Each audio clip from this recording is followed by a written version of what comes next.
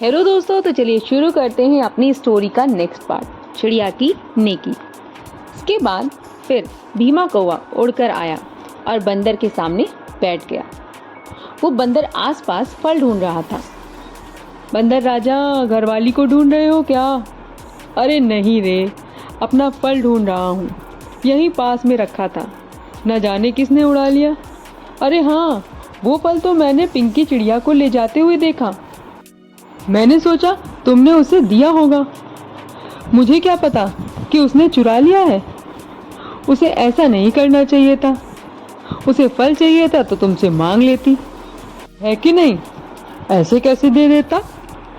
मैं कोई दान दाता हूँ क्या? मैं किसी को कुछ नहीं देता, मौका पाने पर ले लेता हूँ। बंदर गुस्से में कूदता फांदता पिंकी चिड़िया के पास उसके घोंसले पर पहुंचा। घोंसले के अंदर फल दिखाई दिया और उसने उसे झट से ले लिया। उसी समय पिंकी चिड़िया आ गई। आओ आओ महारानी, तुम्हारे स्वागत के लिए ही मैं बैठा हूँ। क्या बात है बंदर भैया, मेरे ही घर में मेरा स्वागत कर रहे हो? स्वागत तो करना ही पड़ेगा, स्वागत लायक काम जो किया है तुमने। बंदर भैया क्या मजाक कर रहे हो? क्या बात है, बोलो ना। मेरा ही फल चुराकर मुझसे अनजान बन रही हो? तुम्हारा फल चुराकर? क्या कह रहे हो भाई, मेरी समझ में बात नहीं आई। चोरी भी करती हो और झूठ भी बोलती हो। मेरा फल तुम्हारे घोंसले से बरामद हुआ है, अब सजा के लिए तैयार हो जाओ।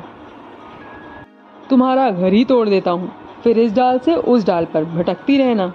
अरे नहीं भैया, ऐसा जुल्म ना करो, मुझे बेघर मत करो। ऐसा लगता है किसी ने मेरे साथ साजिश की है। बंदर ने फिर पिंकी की एक ना सुनी। देखते ही देखते उसका पूरा घोंसला खींच खींच कर नष्ट कर दिया।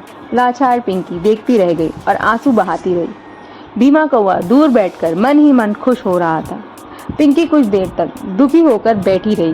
इसके बाद वो उठी और तिनका तिनका इकट्ठा करके अपने लिए एक नया घोंसला बनाने लगी। इतने में जिनी और जॉनी भी आ गए।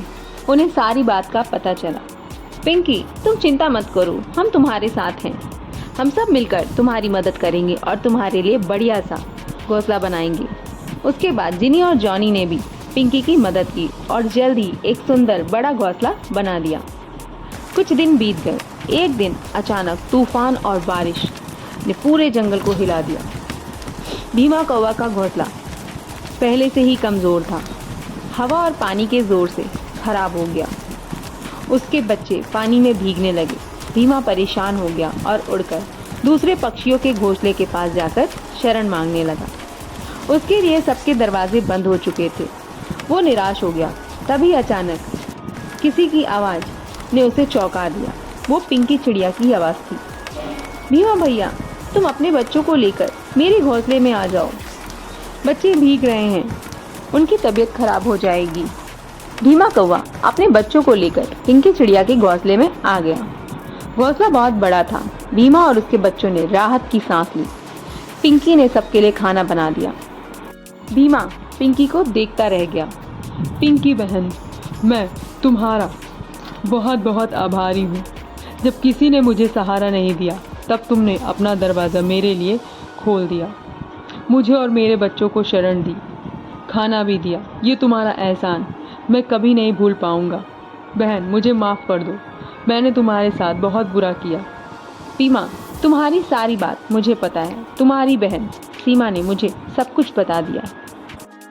बहन, मैंने तुम्हारे साथ बहुत बुरा किया, फिर भी सब कुछ जानते हुए तुमने मुझे सहारा दिया, मेरी मदद की। मैं शर्म से गड़ा जा रहा हूँ। मुझे अपने किए पर बहुत शर्मिंदगी महसूस हो रही है। मुझे प्रायश्चित का मौका दो। मेरे मन में कोई शिकवा या शिकायत नहीं है आपके लिए। मैंने तो अपना कर्तव्य निभाया है। तुम्हें अपनी गलती का पश्चाताप है? ये बहुत बड़ी बात है। पश्चाताप के आंसू में सब कुछ धुल जाता है। मैं चाहती हूँ कि तुम सबसे प्यार से रहो, सबसे प्यार से बोलो और सबसे अच्छा व्यवहार करो। अब अगर कहानी अच्छी लगी हो तो इसे लाइक कीजिएगा और मेरे चैनल को सब्सक्राइब कीजिएगा। Thanks for watching. Bye bye.